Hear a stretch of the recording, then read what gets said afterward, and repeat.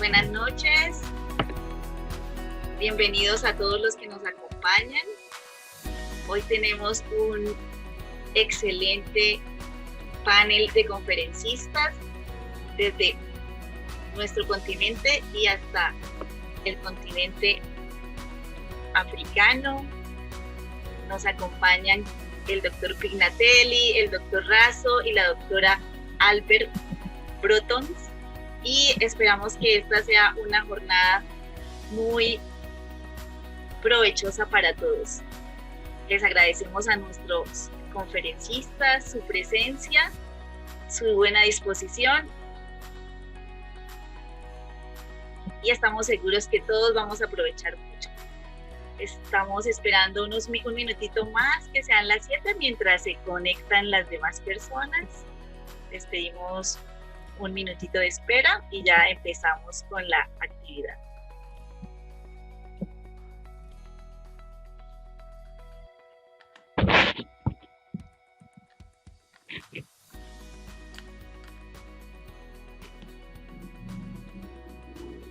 Recuerden que pueden hacer las preguntas en la sección de preguntas y respuestas y al finalizar las conferencias las estaremos planteando a nuestros panelistas para ser respondidas.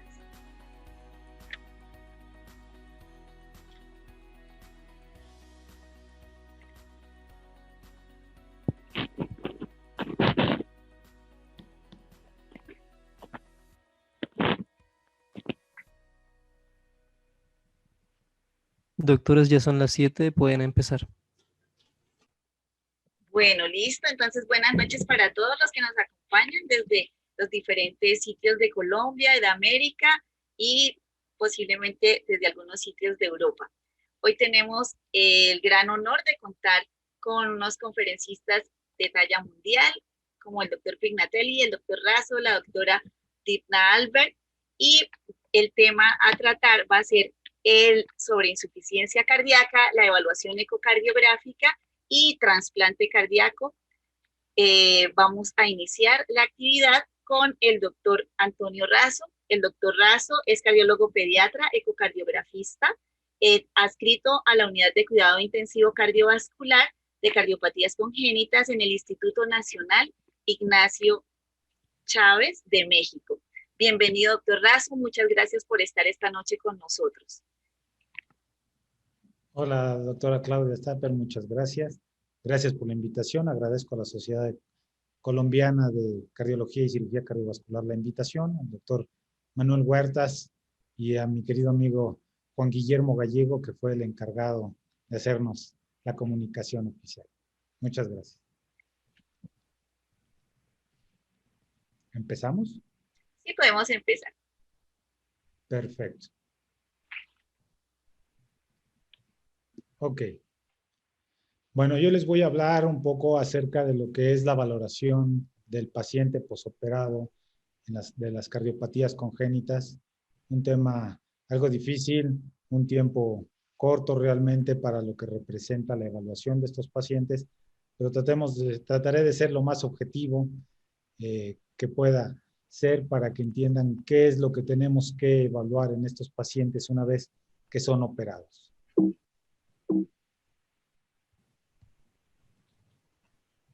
Declaro no haber conflicto de intereses. Finalmente sabemos que la ecocardiografía ha tomado un papel crucial en la evaluación de estas cardiopatías congénitas, tanto para el diagnóstico en sus diversas modalidades, transtorácico, transesofágico, en la evaluación transoperatoria con sus modalidades transesofágica y epicárdica, en la evaluación transcateterismo, ahí utilizando incluso el eco intravascular, y en la evaluación posoperatoria con sus diversas modalidades transtorácica y transesofágica. Nosotros nos vamos a enfocar a la evaluación posoperatoria, que es el motivo de esta plática. Sabemos que el contexto de cada paciente pues hace la facilidad o dificulta la toma de imágenes y finalmente en el paciente posoperado de corazón habitualmente son niños que nos encontramos con esta imagen, ¿no? Con un escenario realmente difícil para poder realizar un ecocardiograma como se pudiera hacer a través de consulta externa. Por lo tanto, esto representa un desafío para el ecocardiografista siempre.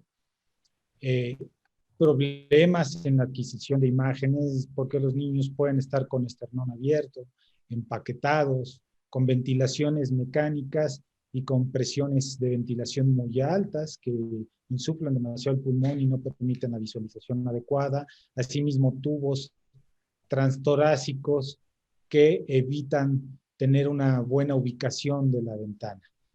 También se dan cambios hemodinámicos muy constantes que finalmente tenemos que estar evaluando, y se ha referido que puede existir incluso una tasa de fracaso parcial o completa en el abordaje transtorácico en estos pacientes, que va desde el 3 hasta un 40%, dependiendo de las condiciones en las que se encuentren.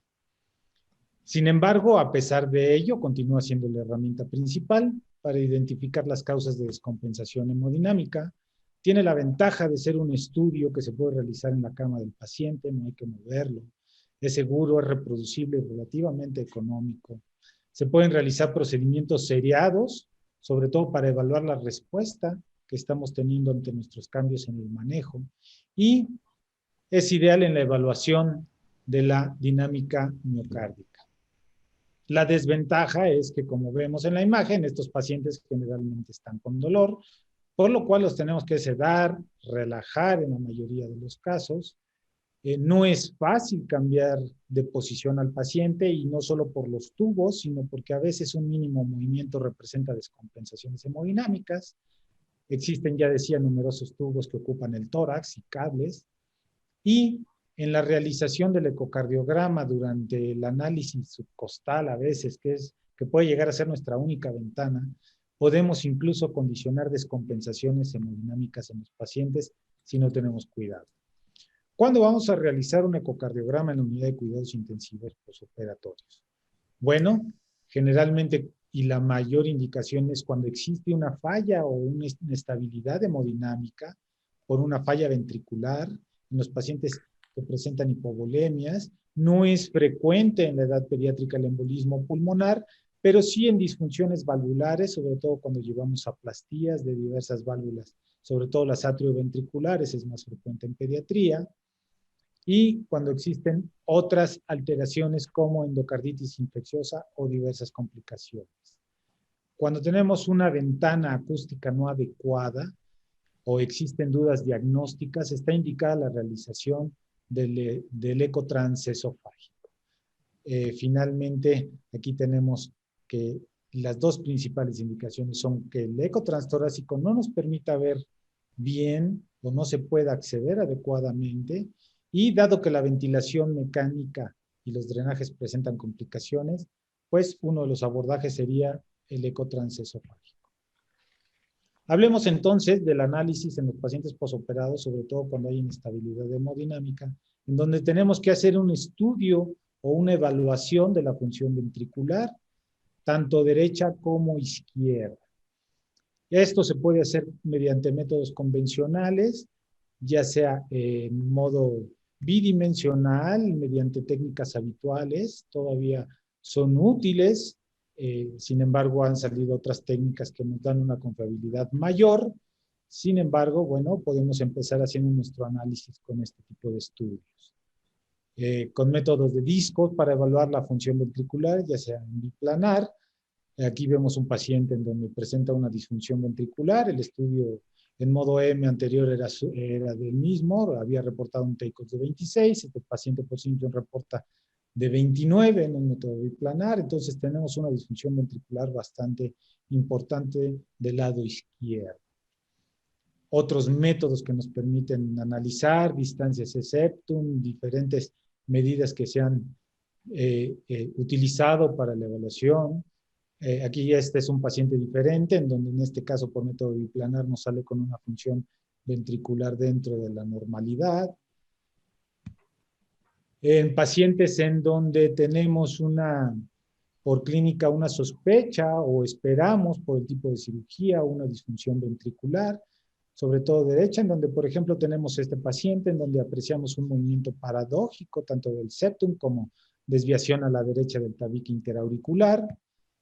en donde el análisis por Doppler pulsado a lo mejor no nos da tanta afección, vemos un patrón de llenado transvalvular que muestra una relación no tan afectada, en donde le hacemos un estudio a la excursión tricuspidia y sale 11 milímetros de movimiento, cierta disfunción sistólica, pero el paciente está con constante derrames, gastos altos a través de las ondas pleurales, ascitis.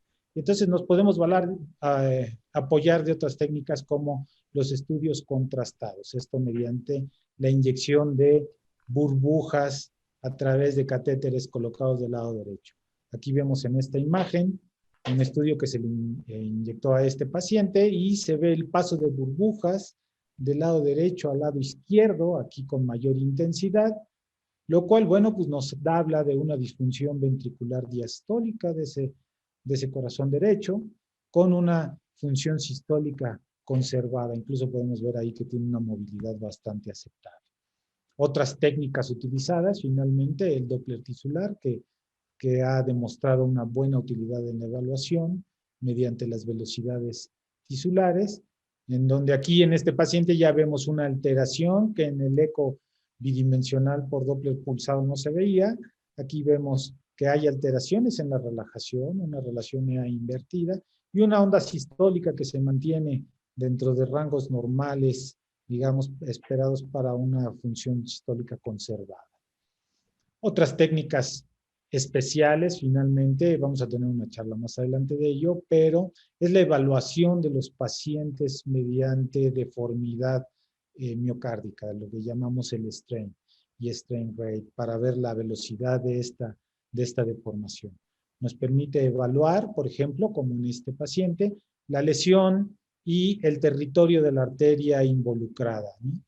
Este caso era el paciente de un origen anómalo de arteria coronaria izquierda, la cual se llevó a reimplante de la coronaria, y lo que vemos en este strain es una disfunción global, pero con una mayor afección, sobre todo a nivel de la coronaria izquierda, específicamente en el territorio de la circunfleja. Otro caso de un paciente operado de una ventana aortopulmonar en donde tuvo una disfunción ventricular importante. Aparentemente no hubo complicaciones durante la cirugía, sin embargo, pues esto no lo podríamos confirmar, no mediante este estudio, ya que vemos una afección global de todo el territorio de la coronaria izquierda, con preservación en la perfusión de la zona de la coronaria derecha. Estas zonas marcadas permiten la circulación de la coronaria derecha, y todo esto es afección de la arteria coronaria izquierda, ¿no? De forma global, tanto de la circunfleja como la descendente anterior. Y vemos un strain global muy disminuido, lo que nos habla de una disfunción ventricular importante. Incluso en las imágenes se ve poca movilidad y alteraciones mayores en algunos segmentos. No solo el strain ha sido importante en la evaluación y los métodos normales, sino también el estudio tridimensional de las imágenes, tanto para el diagnóstico, que es lo que más se utiliza en el diagnóstico inicial, y en el seguimiento realmente lo utilizamos poco, debido a, sobre todo en la terapia posoperatoria, también debido a la falta en la disponibilidad de los equipos para una terapia.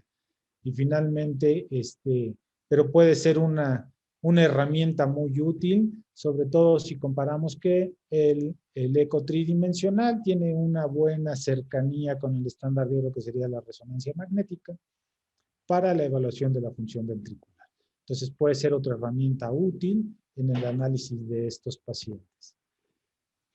No solo hablamos de la función ventricular, tenemos que evaluar en el estado posoperatorio, ya les decía, las funciones valvulares, sobre todo en los pacientes que son llevados a algún tipo de cirugía de reparación valvular. En este caso tenemos un paciente operado de una plastía tricuspidia en donde presentaba una displasia. Vemos que en el posoperatorio existe una dilatación importante de la aurícula derecha. Y finalmente, cuando interrogamos con Doppler a este paciente, observamos una insuficiencia tricuspidia severa. Analizamos el porqué de esta insuficiencia tricuspidia tan importante después de la plastía, y lo que observamos es esto: en un acercamiento en la valva septal, observamos que todavía hay tejido que fija esa valva, la cual se aprecia corta, incluso no genera una coaptación adecuada y permite una insuficiencia severa. Aquí hacemos el comparativo en el Doppler color y bidimensional, cómo es la zona y debido a ese tejido se genera la insuficiencia severa. Por supuesto, dependiendo de las condiciones hemodinámicas, pero esto sería indicación como para reconsiderar llevar al paciente nuevamente a cirugía para corrección de ese defecto. Bueno, es el mismo paciente. Del otro lado, finalmente la insuficiencia mitral quedó de un grado ligero, esa no hubo que hacerle nada. Otros de nuestros pacientes con una insuficiencia mitral severa, en este caso se hizo plastía de la válvula mitral, secundaria una dilatación ventricular importante, es un paciente también operado de reconexión de coronaria izquierda, pero y hubo dilatación del anillo con insuficiencia severa, hubo necesidad de hacer una reconstrucción, pero aún así quedó con insuficiencia severa. En este caso, el paciente toleró con el manejo y todo y pudo progresarse y evolucionarse. Esa insuficiencia se va a quedar en vigilancia. Esperemos que con la mejoría de la reperfusión y en el crecimiento, esto mejore y disminuya. Aquí, bueno, la imagen un poquito lenta en cuanto al corrido, pero lo que ustedes pueden ver es una dilatación importante del ventrículo izquierdo en una forma globosa, después de un cierre de una comunicación interventricular, y finalmente en el análisis valvular lo que vemos es que también tiene como complicación que se lesionó una de las valvas de la aorta, lo cual dejó una insuficiencia severa y que después tuvo que llevarse a una reparación de esa valva. En este caso es un paciente donde tenemos una doble vía de salida del ventrículo derecho con una CIV subaórtica, se llevó a la corrección con cierre con parche pericardio del defecto, únicamente redirigiendo el flujo del ventrículo izquierdo hacia la aorta. Al analizar la válvula aórtica, desde ahí vemos que no hay una captación muy adecuada central y lo que observamos es esto, una insuficiencia importante de esa válvula. Otro aspecto importante en la evaluación en los pacientes posoperados es los defectos residuales. Sabemos que finalmente la cirugía puede tener ciertas limitantes en la corrección total de las lesiones y pueden quedar efectos que el ecocardiograma puede detectar, incluso regresarse al paciente a sala de operaciones para corrección de esta situación.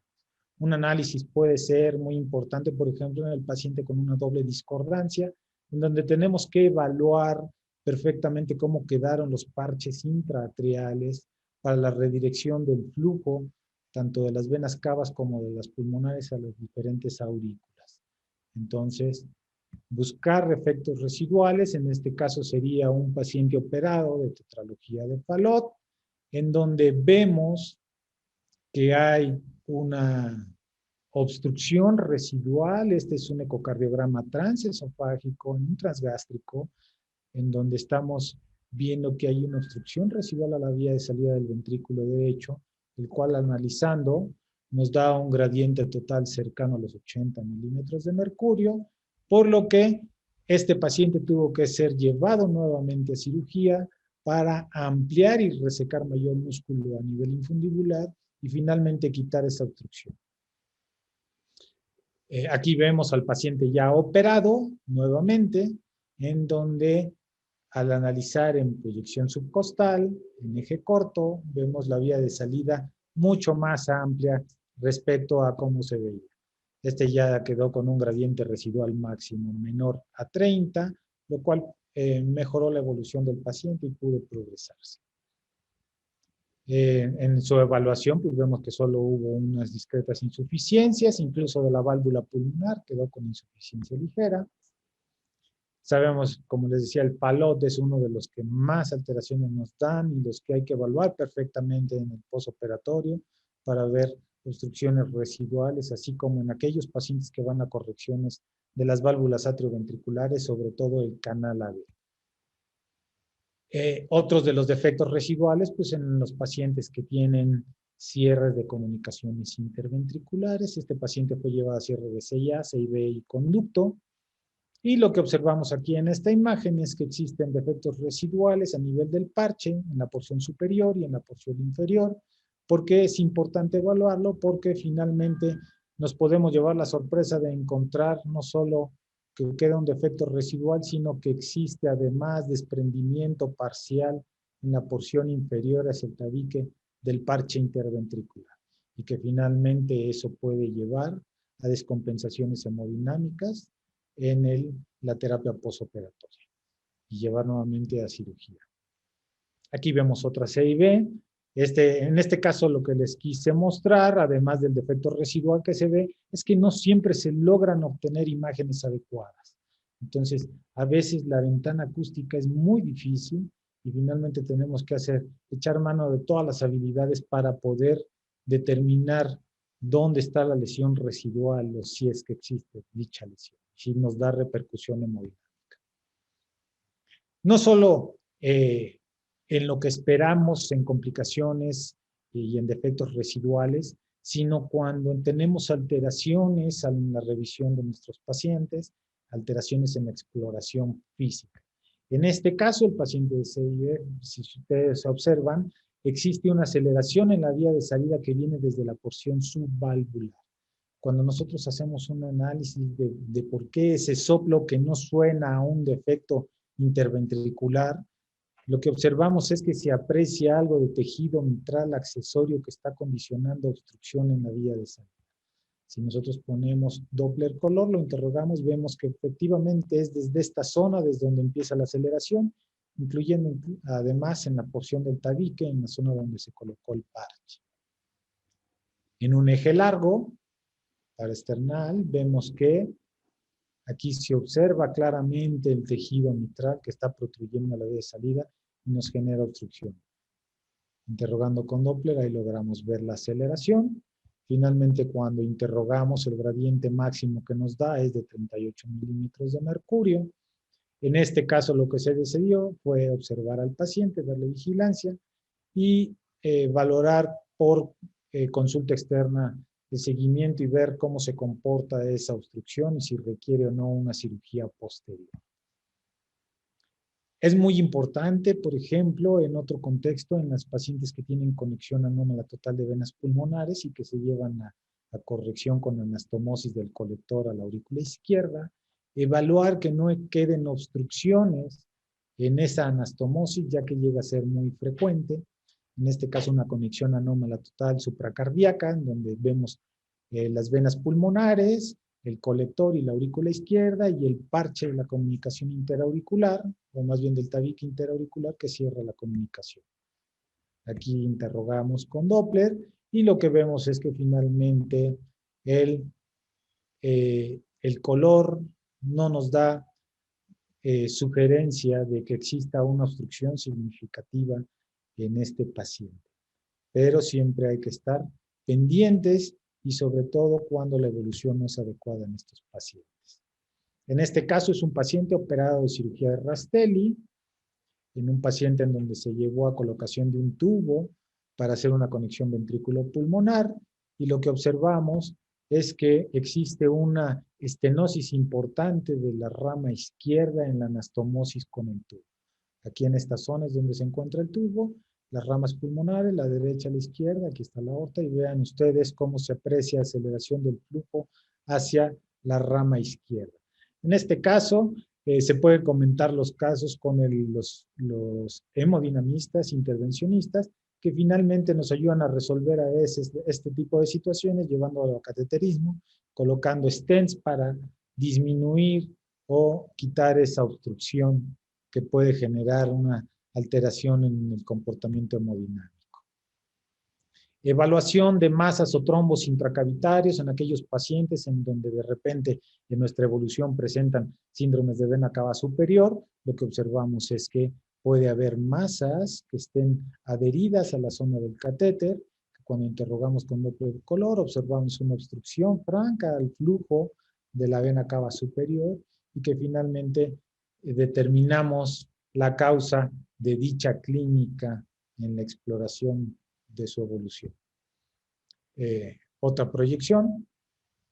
Aquí vemos en un eje largo paraesternal, donde vemos la llegada del catéter y una masa que obstruye prácticamente toda la desembocadura de la vena cava inferior, secundario a un trombo adherido al catéter. En la evaluación de los pacientes sabemos que el derrame pericárdico puede ser muy importante, aunque salgan con drenajes retroesternales. Muchas veces estos se obstruyen y nos pueden condicionar derrames. En este caso es un paciente con un derrame que presenta derrame pericárdico y derrame pleural. Otro paciente con derrame pericárdico pleural, que hay que evaluar en estos casos la repercusión hemodinámica, qué tan afectado está el corazón, si existe alteraciones en el flujo transvalvular, si hay colapsabilidad del ventrículo derecho, la colapsabilidad de la vena cava, en fin, evaluar esa repercusión hemodinámica para ver si necesitamos hacer una recolocación de tubo y drenar esos derrames pleurales, esos derrames pericárdicos. En la revisión de la cirugía, finalmente no todo es malo en esta evaluación ecocardiográfica. También podemos evaluar que nuestra cirugía funcione de forma adecuada. Tenemos un paciente que se llevó a una cirugía de derivación cavo-pulmonar total, en donde se colocó un tubo extracardíaco de conexión de cava inferior hacia pulmonares. En este caso, el paciente había presentado cierta saturación elevada con lactatos elevados, entonces tuvo que llevarse a cateterismo porque se tapó la fenestración y se colocó un stent. Entonces aquí lo que estamos evaluando es precisamente que el stent esté permeable y funcionando de forma adecuada. Asimismo, la evaluación ventricular, vemos que las válvulas funcionan adecuadamente. En este caso vemos la derivación de la vena cava superior, llegando a la anastomosis con la rama derecha, funcionando de forma muy adecuada. En el caso de las fístulas sistémico-pulmonares, ver que tengan un flujo adecuado. En conclusión, lo que podemos decir es que el ecocardiograma en la terapia intensiva es una herramienta muy útil, que finalmente representa un método no invasivo semi-invasivo con una baja frecuencia de complicaciones, generalmente obteniendo buenos resultados. Como decíamos, requiere habilidad y experiencia en la interpretación, no es fácil y hay que buscar y modificar ventanas ecocardiográficas y sobre todo nos permite tomar cambios o decisiones ante cambios hemodinámicos, ya sea por complicaciones o por defectos residuales. Muchas gracias por su atención y feliz Día Internacional del Pediatra. Chao. Muchas gracias, doctor Razo, por su excelente presentación, un abordaje muy práctico, casos muy interesantes y bueno, más adelante, si tienen preguntas, pueden irlas haciendo en el chat y posteriormente tendremos la oportunidad de resolverlas. A continuación tenemos nuestra segunda ponencia sobre la utilidad del ecostrain pediátrico en la evaluación de la función ventricular a cargo del doctor Ricardo Pignatelli. El doctor Pignatelli es cardiólogo pediatra del Hospital Children de Texas, es profesor de Baylor College of Medicine y es el presidente actual de la CICIAC. Bienvenido, doctor Pignatelli, muchas gracias por tu participación. Muchísimas gracias. Gracias, Claudia. Gracias a la Sociedad Colombiana por la invitación. Creo que voy a empezar a compartir.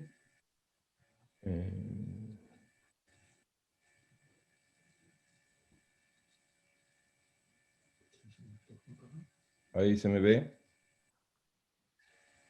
Sí, perfecto, doctor. De vuelta, muchísimas gracias. Es un placer y un honor estar con todos ustedes en el continente, a través del continente, a través del océano con Dibna. Creo que muchísimos amigos en Colombia, en la sociedad colombiana. Es un honor estar con ustedes. El tópico que se me pidió es strain sí o no en la evaluación de la falla cardíaca. Ustedes saben muy bien que strain está en una fase ya más de investigación, a una fase de utilidad clínica, y voy a tratar de revisar un poco cuál es la epidemiología y por qué tendríamos que empezar a usar más strain. revisar un poco los tools o las herramientas clásicas que tenemos, y quise ver un poco strain cuando tenemos dos ventrículos, un poco strain cuando tenemos, digamos, ventrículos de una forma, una shape inusual. Creo que voy a hablar un poco de atrial strain y por qué creo que vamos en la dirección correcta. Y voy a hablar casi nada de ventrículo derecho. Habría muchísimo para hablar, pero por razones de tiempo lo dejaré un poco para preguntas.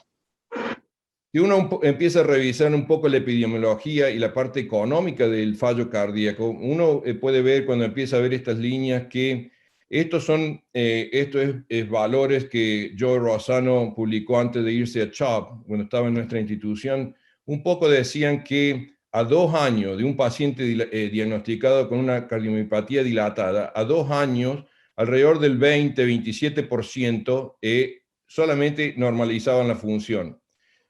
Alrededor del 50-50% los pacientes estos a 2 años estaban trasplantados o habían fallecido.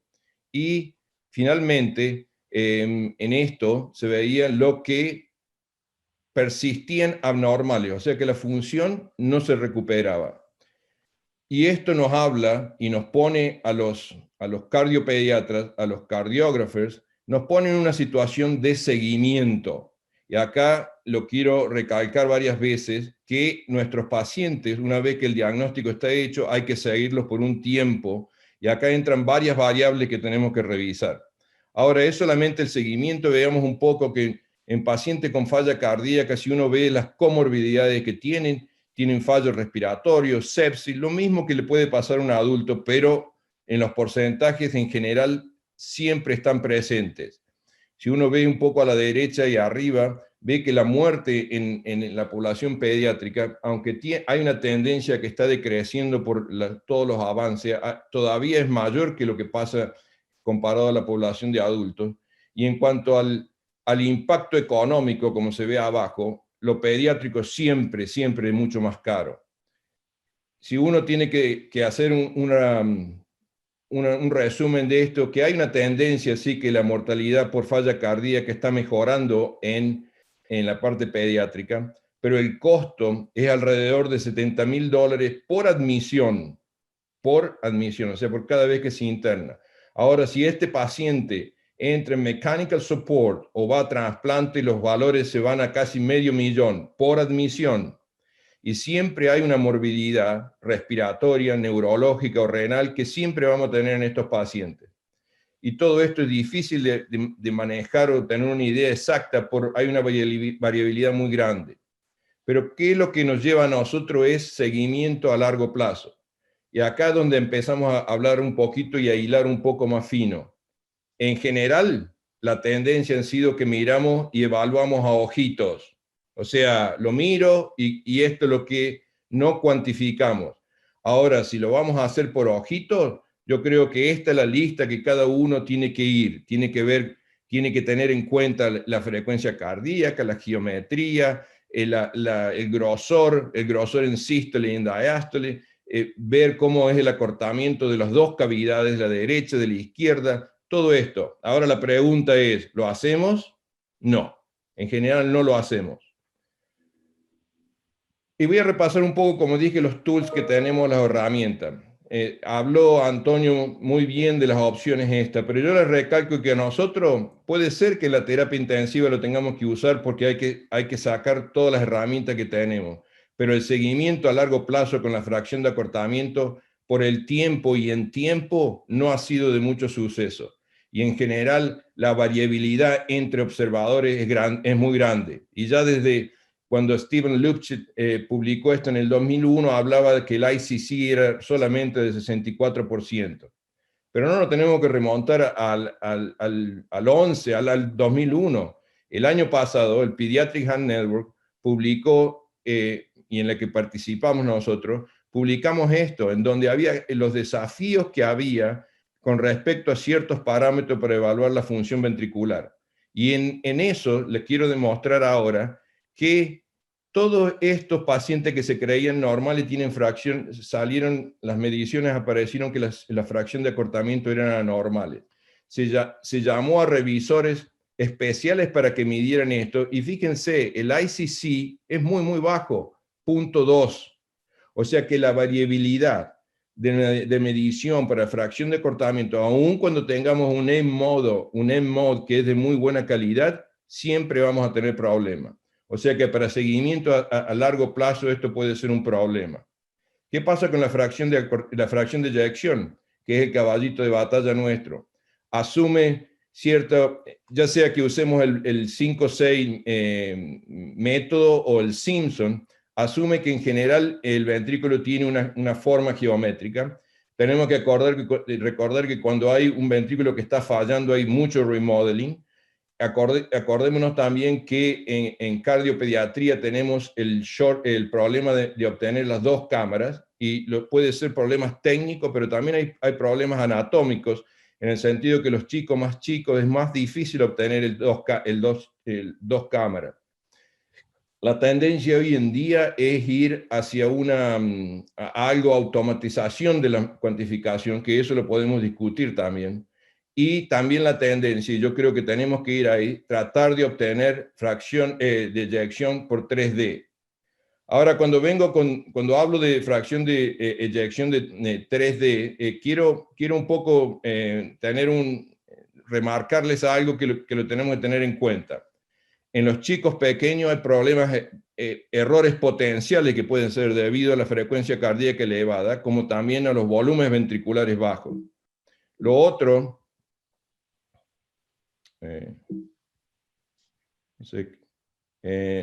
es que cuando uno lo compara con MRI, como dijo Antonio, sí hay cierta correspondencia, pero en general la tendencia es que por eco producimos valores de end diastole y end systole que son mucho más bajos que son los de MRI. Y sí, la repetibilidad es mejor, pero yo creo que tenemos que tener en cuenta cuando uno hace una fracción de eyección por 3D, eso no es intercambiable con la fracción de eyección que uno obtiene por MRI. Y eso lo tenemos que tener bien en claro. Ahora entramos en strain. ¿Hay valores de normalidad? Sí, hay valores de normalidad, y ustedes pueden ver que en general el longitudinal y el circunferencial, que son los que más usamos hoy en día, hay valores normales, ya sea para el ventrículo izquierdo como para el ventrículo derecho.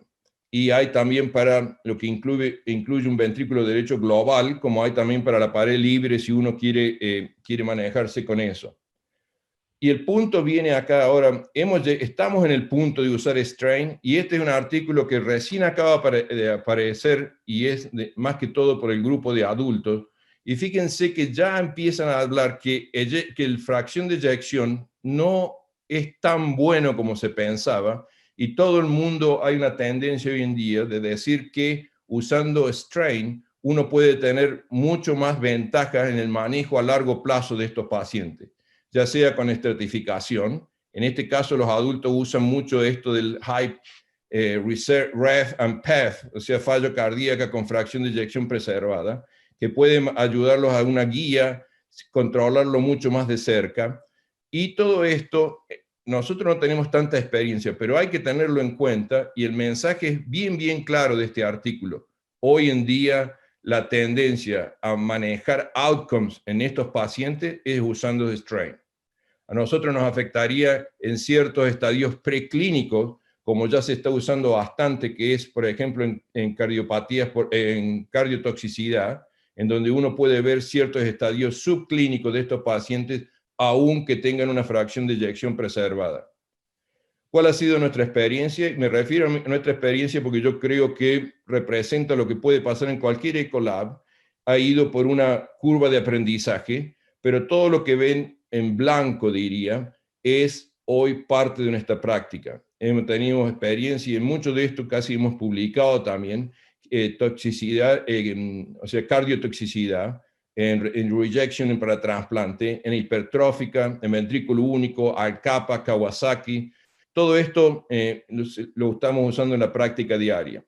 Empezamos con hipertrófica. Yo creo que este trabajo fue muy interesante por el hecho que demuestra, con Javier demostramos que a medida que aumenta el valor del Z-score, el strain disminuye, lo que hace que los valores de strain sean muy bajos, y cuando uno aplicaba a estos pacientes, veía en el electrocardiograma qué es lo que pasaba con patrones de strain, muchos de estos pacientes estaban acá, y yo creo que el outcome que puede hablar de esto, y esto apareció en una publicación italiana, es que cuando en estos pacientes que hay un remodeling concéntrico y cuando la fracción de eyección está preservada, strain ayuda a guiarnos en qué pacientes pueden tener problemas. Muchos de los pacientes que aparecieron en esta zona presentaron arritmias. Y ese es el trabajo italiano que habla que en hipertrófica, strain puede predecir pacientes que pueden tener complicaciones a tipo de arritmia. No hemos manejado y no hemos avanzado y estamos en algo un poquito más agresivo hoy en día, que estamos haciendo básicamente MRI en estos pacientes. Perdón, no sé por qué. MRI en estos pacientes para ver cuál es el delay enhancement en el ventrículo afectado, y también con left atrial strain, y uno puede ver que a medida que empeora el left atrial strain, esto correlaciona con un incremento de la cantidad de músculo afectado con delay enhancement por MRI. Los patrones yo creo que son interesantes. Como dijo Antonio, yo creo que solamente hacer strain también hay que ver los patrones, porque uno acá a largo plazo ya puede ver qué es lo que está pasando en la fibra. Fíjense, en el A es un patrón de una fibra normal. El B y el C básicamente no hay ninguna deformación, no hay ningún acortamiento acá, que es lo que mide strain. Y en los otros hay un movimiento, como un pico avanzado, un estiramiento, y es post-systolic strain, se está peaking después del cierre de la válvula aórtica, y en esto es algo caótico. Nosotros lo hemos extrapolado al bullseye y la experiencia nuestra nos dice que en Alcapa se puede ver este tipo de patrón. En el post-trasplante es mucho más caótico, hay un poco de todo. En general la tendencia es que no nos gusta tener nada de B o de C, porque estas son fibras que no tienen ningún acortamiento. Y en cuanto a Kawasaki, en general se ve un patrón bastante normal, pero los valores están normales en cuanto al timing, pero los valores en general están disminuidos. También, hablando de trasplante, lo hemos usado John publicó esto, que puede, en parte, cuando después de trasplante el baseline de global strain está disminuido y progresa en el tiempo, nos lleva un poco a identificar qué graft van a fallar. O sea que estos pacientes, uno podría decir que empieza a predecir qué paciente va a tener que ser retrasplantado, porque los valores de strain no regresan a valores, casi nunca regresan a valores basales, pero en general la tendencia es que tienden a disminuir. Yo creo que el tiempo, sigo por razones de tiempo, voy rápido, pero les quiero comentar, y creo que está muy de moda, en lo que es ventrículo único. Por eso lo llamé de ventrículos de una forma inusual. Y creo que en esta comunidad hablar de explicar diferencias de tricuspide atricia en hipoplástico no hace falta, pero acá quiero hacer un remarque, porque en general lo que nosotros estamos viendo, que los hipoplásticos que tienen atresia aórtica y mitral stenosis son los que tienen peor pronóstico. Y lo que hemos hecho, por ejemplo, es un paciente que ha estado analizado con una forma de strain que es con un vendedor independiente, no es de los clásicos, pero uno puede ver todos los patrones de deformación que hay en ese ventrículo, y esto es un ventrículo, digamos, un ventrículo único, tipo derecho, tiene un Fontan también. Y la razón que puse estos dos gráficos es porque los diferenciamos en general, el ventrículo único tipo derecho, que la mayoría son hipoplásticos, o los tipos izquierdos, que son los tricuspide atricia, todo ese tipo. ¿Qué es lo que hemos hecho en nuestra institución para tratar de cambiar lo que se hace en el EcoLab? Hay que hacer un proyecto que se llama Change of Practice, o sea, tratar de comprobar por qué queremos hacer esto. Entonces hicimos este proyecto acerca de usar strain en el paciente hipoplástico desde que nace, O sea, sabemos por el diagnóstico fetal que es un hipoplástico, y hemos hecho estudios baseline en Norwood, before and after Glenn, y a los 6 meses, alrededor de 34 hipoplásticos, y toda esta data está presente y publicada. John lo ha publicado, y lo más interesante de esto es que los pacientes hipoplásticos que empezaron a deteriorar, o sea, que empezaron a perder, recuérdense que strain de más negativos el valor mejor es, estos pacientes que empiezan a perder valor en strain son los que terminaron en el grupo de fallecidos o con disfunción. Este artículo ha sido muy bien aceptado en la comunidad. John lo publicó el año pasado, y en general comparamos todas las opciones desde FAC, TAPSE, y lo más importante, yo creo, de esto es que pudimos proveer un cutoff. O sea, uno puede decir que un paciente con un ventrículo único tipo derecho, cuando el global strain empieza a disminuir por debajo de menos 16, este paciente puede entrar en problemas, y hay que manejarlos muy agresivamente, y hay que seguirlos muy de cerca. Ahora, lo pensamos, pero Toronto nos ganó de mano. ¿Tiene algún impacto la geometría de este ventrículo en lo que pasa con strain? Y este es un trabajo elegantísimo, muy bueno, en donde demuestra, ustedes han visto que hay muchos hipoplásticos que presentan este bulging. Este es el ventrículo izquierdo, y como se ve que el septum está hipertrofiado. Bueno, en general la respuesta es sí, la geometría tiene un impacto, y cuando uno ve este bulging, estos pacientes son los que están más afectados. Las líneas, las curvas de cada segmento están afectados. Nosotros lo hemos corroborado también en un trabajo que está por salir, y uno podría decir que en estos pacientes se puede decir que si el paciente tiene apical bulging, o sea, si tiene este tipo de presentación anatómica y empieza a perder strain, estos pacientes en general fallecen o terminan en trasplante. O sea, no es solamente el strain, la geometría tiene su impacto. Este es un ejemplo de una atresia, y lo pongo porque usted puede ver el trazado es mucho más uniforme, no hay tanta dispersión, pero lo puse para mostrar qué es lo que hemos estado trabajando, y por razones de tiempo voy a ir rápido. No hemos preguntado, todo esto va a ser, están con los editores, está por publicarse. ¿Hay un strain rate deteriorado en paciente con Fontan? La respuesta es rapidísima, sí, están afectados, y lo que estamos viendo es que los ventrículos únicos tipo derecho están mucho más afectados como comparado a estos acá que son de ventrículo izquierdo. La otra pregunta es, los valores de strain, cuando usamos en un ventrículo único, ¿son intercambiables si lo uso con esta máquina, o uso TomTec, que es una forma independiente de valorarlo? Y hemos encontrado, y creo que es muy importante el mensaje, creemos que sí hay diferencia y que hay que tener mucho cuidado. Y acá quiero explicar algo que es interesante, lo que es mean relative error. Y en general el mean relative error se refiere, si uno va a medir un campo que tiene 10 kilómetros y uno se equivoca por 100 metros, eso no tiene tanto impacto. Pero en cambio, cuando uno está midiendo como medimos nosotros, pequeñas diferencias tienen un impacto muy grande. Por eso, cuando se cambia de vendedor, el impacto puede ser muy grande, y hay que tener en cuidado. En general, nosotros hemos visto que valores del single ventricle medidos con TomTec, los valores no son tan negativos como cuando los comparamos con otras compañías. Y la última pregunta es, bueno, yo tengo experiencia, yo lo hago ojito, no, yo hago FAC, Fractional Area Change, no, yo hago strain. Y la hipótesis nuestra fue que strain iba a ser mucho mejor que las otras dos modalidades.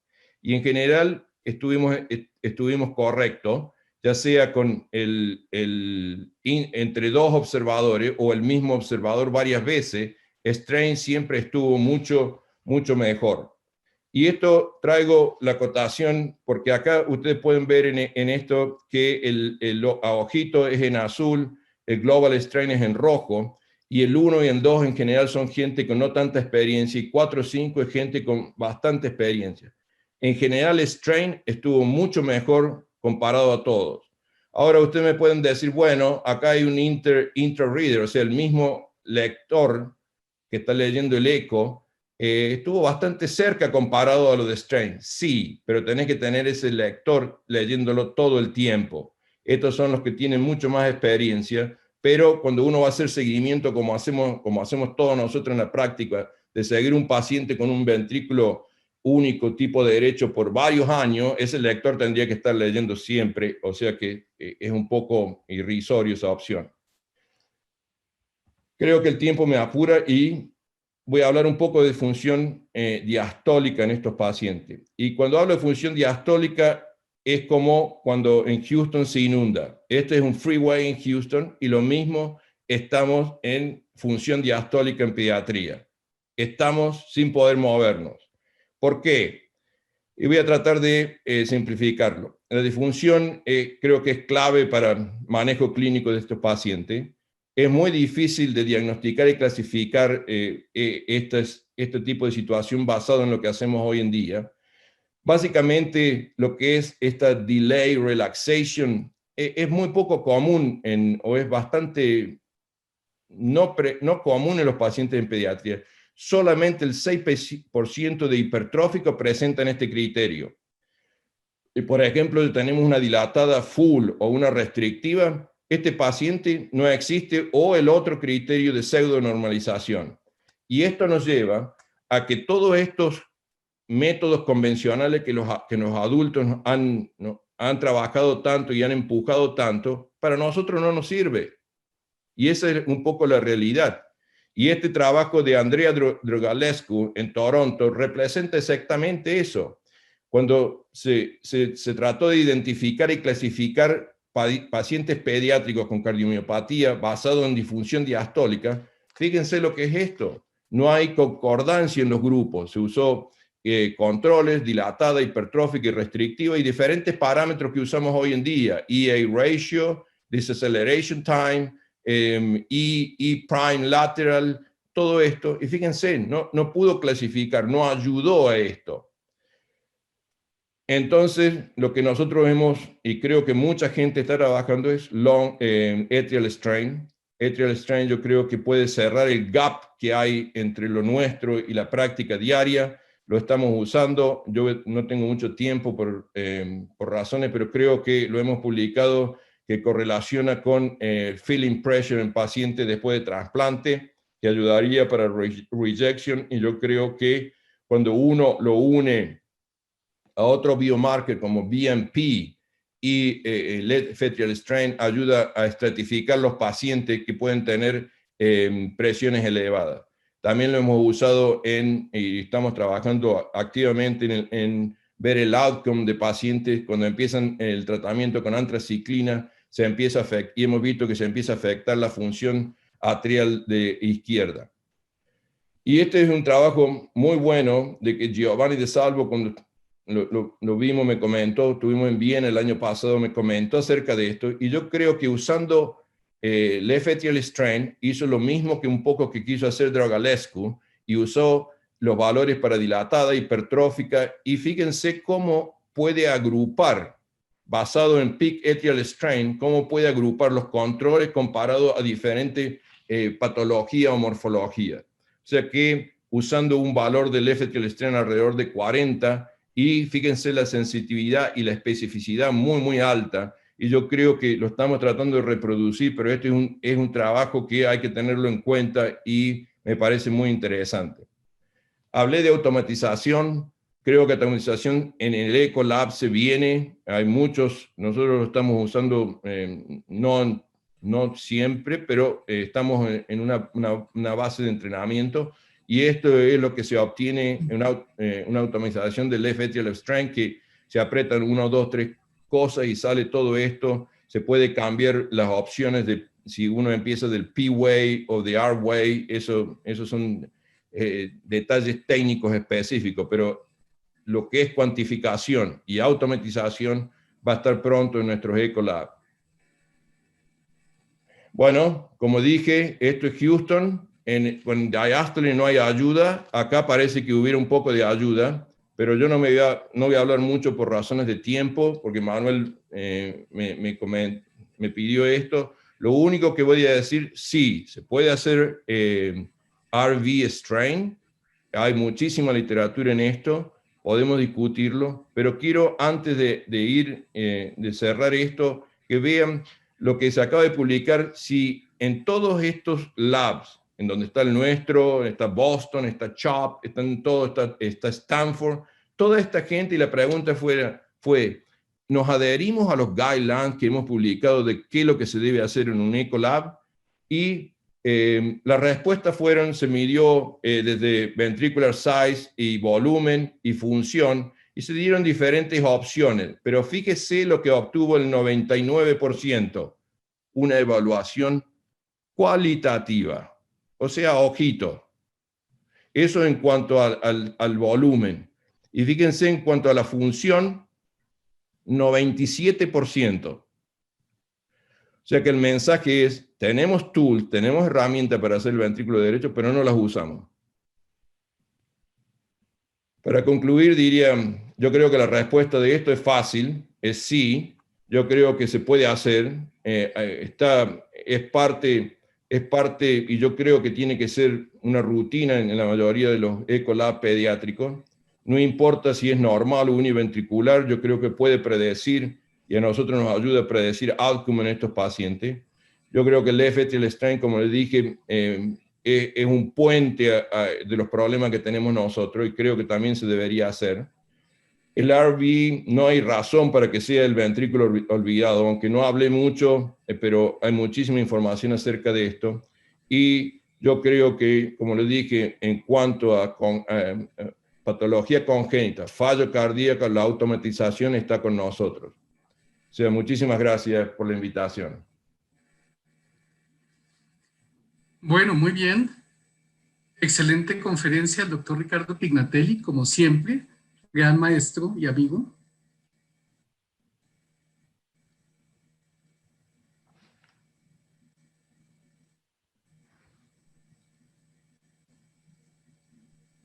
Se arrepintió Manuel de lo que dijo. La conexión un poco lenta, sí, pero no, gran maestro y amigo, no sé si me están escuchando en este momento. Gracias, Manuel. Y a continuación, pues damos paso a gran maestra y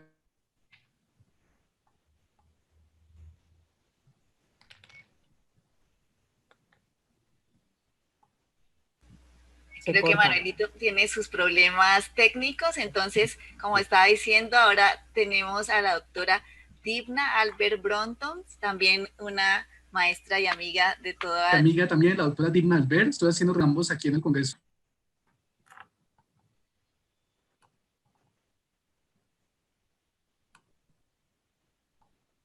Bueno, si queréis ya empiezo porque veo que se corta. Divna, entonces, es cardióloga pediatra, estado vinculada al servicio de cardiología pediátrica del Valdebrón, ha sido profesora de muchos de nuestros colegas acá colombianos que la recuerdan con mucho cariño, y se ha dedicado a estudiar la falla cardíaca, trasplante cardíaco. Actualmente trabaja en el Hospital King Faisal de Riyadh. En el hospital de Riyadh como cardióloga pediatra que atiende a los pacientes de falla cardíaca y trasplante cardíaco. Bienvenida, Divna, y muchas gracias. Vale, muchas gracias. Muchas gracias, Manuel. Muchas gracias, Claudia, y a la Sociedad Colombiana de Cardiología por estar de nuevo con vosotros. La última vez, ya lo comentamos con Ricardo, estuvimos en Barranquilla y muchos buenos recuerdos. Y en principio voy a hablar brevemente, tal y como ha estado hablando ya el doctor Pignatelli, sobre el trasplante cardíaco. Es un poco una revisión, no voy a poner mucho somos cardiólogos obviamente, pero tenemos que ver un poco y saber un poco de estos pacientes, el manejo, la inmunosupresión y todos los problemas que dan a largo plazo. Y voy a hablar brevemente un poco el estado actual y luego los nuevos desafíos de los programas en todas partes. No tengo conflicto de intereses. Nosotros sabemos que el trasplante ha sufrido un cambio enorme. Sabéis que el primer caso fue pues, en los años, a finales de los años 60, Christian Barnard hizo el primer trasplante. Al principio la supervivencia era muy baja y hubo un cambio enorme en los años 80 y lo más importante fue la aparición de los nuevos inmunosupresores, entre ellos la ciclosporina, que empezó a hacer que la supervivencia de estos pacientes fueran cada vez mayor, y han aparecido nuevos fármacos que hacen que esta supervivencia de estos niños, porque cuando nosotros hablamos supervivencia, estamos hablando de supervivencia del órgano y supervivencia del paciente en sí, que un paciente puede tener varios trasplantes y la supervivencia global ya llega a ser pues, de más de 40 años de supervivencia global. Nosotros ya sabéis que la ISHLT es una organización donde están todos los registros, la gran mayoría de los hospitales del mundo, y se va actualizando cada año. Está por ya venir los últimos, el registro del 2020, el último año, pero cuando vemos que la supervivencia, cómo ha ido aumentando en los últimos años, y vemos que en la actualidad un trasplantado, un niño de un año, de menos de un año, la supervivencia llega a ser media de 24 años de vida. Y ya en adultos es menor, pero entre 1 y 5 años, 20 años, y en más de 6 años pues ya va bajando, pero aún así estamos hablando ya de 20 años de supervivencia al 50%. Lo digo porque el problema que tiene muchas veces el trasplante, como sabemos, es que la gente no cree en el trasplante porque dice, bueno, tonto sufrimiento para luego, y esto está cambiando. Y muchas veces tenemos que plantearnos si algunos de estos pacientes que les estamos sometiendo a montones de recirugías, a lo mejor habiendo planteado el trasplante al inicio, la supervivencia global y la calidad de vida, que es de lo que ahora se habla más, es mejor. ¿Cuáles son las indicaciones? Nosotros sabemos que es cuando tenemos un paciente en un estadio final, ya sea por una enfermedad anatómica congénita, por algo adquirido, pero es irreversible, progresivo y que tiene una limitación de la vida. Habitualmente hablamos en los adultos de menos de un año. En un niño decir menos de un año a veces es muy difícil porque puedes tener un paciente estando con una calidad de vida buena, en una clase funcional 2-3, pero con una eco horrible y de repente hace una arritmia y hace una muerte súbita. O sea que en el niño la expectancia de vida es diferente, pero tenemos que tener en cuenta a veces que estos pacientes tienen complicaciones, entre ellos la hipertensión pulmonar, que nos va a determinar que hay veces que es mejor plantear el trasplante antes y no esperar hasta que cuando lo incluyas, teniendo en cuenta que muchas veces la duración en la lista de espera es larga, pues esto tienes que tener en cuenta para ponerle y darle esa oportunidad. Hay que tener en cuenta siempre la supervivencia, o sea, el sopor de la familia, porque la supervivencia viene determinada aunque la familia y el paciente en sí sepa de lo que está hablando. Sin embargo, el trasplante cardíaco pediátrico tiene unas características que son muy importantes a tener en cuenta porque hace que sean más complicados que en un adulto. Sobre todo son pacientes que tienen cirugías previas, toracotomías, que hacen que sean tiempos de isquemia más largos. Son pacientes que al tener múltiples cirugías pueden estar sensibilizados. Son anatomías complejas, hay que tener en cuenta que cuando tú pones un corazón va a ser un corazón normal. Si el paciente, el recipiente, tiene una heterotaxia o tiene una interrupción de la cava superior o de la inferior o doble cava, eso el cirujano tiene que hacer una estructura de la anatomía que va a tener que operar. Son pacientes con más riesgo de hacer hipertensión pulmonar y que sobre todo vamos a tener mucho mismatch. Mismatch es diferencia entre lo que es el paciente, el donante y el receptor, y que nosotros no podemos poner a todo niño todo el corazón de cualquiera, sino que habitualmente usamos un corazón que sea máximo 3 veces el peso o mínimo 0,7, porque sobre todo es el máximo, porque muchas veces no tenemos donantes pediátricos, es lo que sucede aquí en todas partes y en Colombia también, y tenemos que usar donantes de adultos, con lo cual tenemos que arriesgar cada vez más a los donantes subóptimos. Nosotros, ¿cómo va a durar? ¿Cuánto va a durar el órgano? Va a depender de las características, obviamente, del donante, de qué factores pasan durante la intervención y qué pasa durante la cirugía y después en el posoperatorio inmediato, y después factores que van a ir a determinar el futuro. Cuando hablamos de donantes, ha ido esta publicación reciente en la que yo participé, fue un estudio a 62 autores de 53 instituciones preguntando cuál es el donante ideal. Obviamente que nosotros lo que queremos todos los grupos queremos un donante, un corazón perfecto, joven, pero esto no es así. Muchas veces tienes que hacer un balance. Si tú tienes un receptor que está en muy malas condiciones, tienes que poner cualquier corazón que te llegue. Y lo que se ha visto, y el resumen en este estudio, es que lo más importante es la medición de la fracción de eyección. Obviamente, la fracción de eyección del ventrículo izquierdo es una herramienta que tú dices, ¿esto es suficiente? Muchas veces sí, porque no tenemos otras herramientas, vienen de centros donde a lo mejor no tienen ni cardiólogo pediátrico ni ecocardiografista, lo está haciendo alguien. Obviamente, lo más importante es si tú puedes mandar el technician o el ecocardiografista para hacer la ecografía, es lo que mejor. Y lo más importante sobre todo también es minimizar los tiempos de isquemia. Hablamos de tiempo de isquemia desde que se clampa la aorta hasta que empieza a latir. ¿Cuál es la base del manejo? El manejo del paciente después del trasplante, obviamente tienes dos vertientes. Tienes que tratar al paciente como un posoperatorio cardíaco, pero luego está el manejo posoperatorio de la inmunosupresión, y esto es muy importante. Obviamente tienes que maximizar el balance entre la inmunosupresión para evitar el rechazo, pero por otro lado, ojo con las infecciones, con lo cual nosotros vamos a prevenir el rechazo disminuyendo los linfocitos, que esto es sobre todo para evitar el rechazo celular. Luego, obviamente, eso se va complicando porque puede haber rechazo humoral, que luego veremos, y que obviamente nosotros al principio vamos a utilizar mucha inmunosupresión los primeros 3 meses y luego vamos a ir disminuyendo. Por tanto, hay que tener en cuenta que la inmunosupresión es la base de todo el manejo, y también hay que tener en cuenta que si tú das mucha inmunosupresión puedes provocar no solo infecciones, sino neoplasias a largo plazo. Nosotros hablamos de inmunosupresión en 3 fases.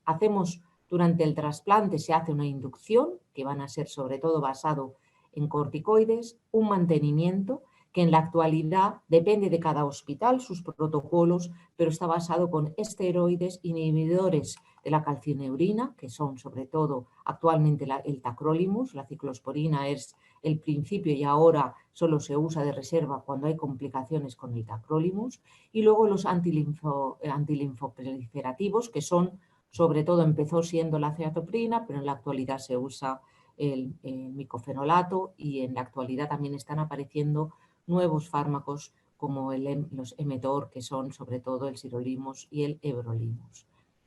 Obviamente la inmunosupresión tiene complicaciones a largo plazo, pero estas complicaciones se tienen muchas veces, todos ellos son complicaciones que muchas veces están intercambiadas, o sea, hay que llevar cuidado con la diabetes, con la dislipemia asociada, con la hipertensión, el hirsutismo, pero hay otro que es muy importante. Cuando das muchos fármacos a estos pacientes tienes problemas con la compliance, con que el paciente continúe el tratamiento, y tiene que haber una información enorme a la familia y al paciente. Muchas familias piensan, ya lo he trasplantado, mi niño ya está bien, olvidemos todo, y se olvidan las pastillas y aquí empieza la debacle, con lo cual es muy importante hacer un equipo multidisciplinario donde se incluyan a las enfermeras, que en nuestro caso en el hospital tenemos coordinadores específicos que se encargan de la educación familiar.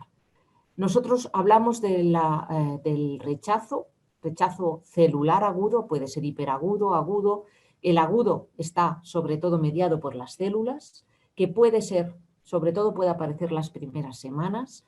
El más importante es detectar el humoral. Al principio todo el mundo se fijaba en el celular, pero el humoral, que es el producido por anticuerpos, que muchas veces es de un 7%, se está viendo ahora con las nuevas técnicas inmunohistoquímicas que se pueden ver en el trasplante cuando se hacen las biopsias, de que a veces aparecen incluso hasta un 20% de los casos, son pacientes que van mal, que tú dices no hay rechazo, pero en el seguimiento, la ecografía, tú vas viendo que están habiendo cambios y que algo está yendo mal, y esto está mediado muchas veces por el humoral, que es mediado por anticuerpos, y esto lo que hay que hacer es remover estos anticuerpos y desensibilizar a estos pacientes. Y lo más importante, que es nuestro caballo de batalla, que es el rechazo crónico, que es lo que va a provocar una vasculopatía del injerto, hace que las coronarias se vayan hipertrofiando y aparece lo que es el rechazo crónico, que no es más que una enfermedad coronaria. ¿Cómo vamos a evaluar el rechazo? Desde pequeños cambios clínicos hasta cambios en el electro, sobre todo cambios del laboratorio, la aparición de anticuerpos circulantes, que llamamos los PRAs o DSAs, o sea, vamos a tener que hacer estudios de histocompatibilidad seguido, pero obviamente actualmente sigue siendo el gol estándar la biopsia endomiocárdica, pero yo quiero decir que para nosotros la biopsia un poco tiene que darnos el diagnóstico cuando ya lo hemos sospechado por la ecografía. Luego, cada vez más, las herramientas ecocardiográficas, como ha explicado el doctor Pignatelli, la aplicación del Global Longitudinal Strain es una base principal, teniendo en cuenta que estos pacientes, y yo recuerdo, porque siempre a los ecocardiografistas de cardiología pediátrica, que el donante no tiene nada que ver, el donante suele ser un corazón de adultos, y esto hay que recordarlo, porque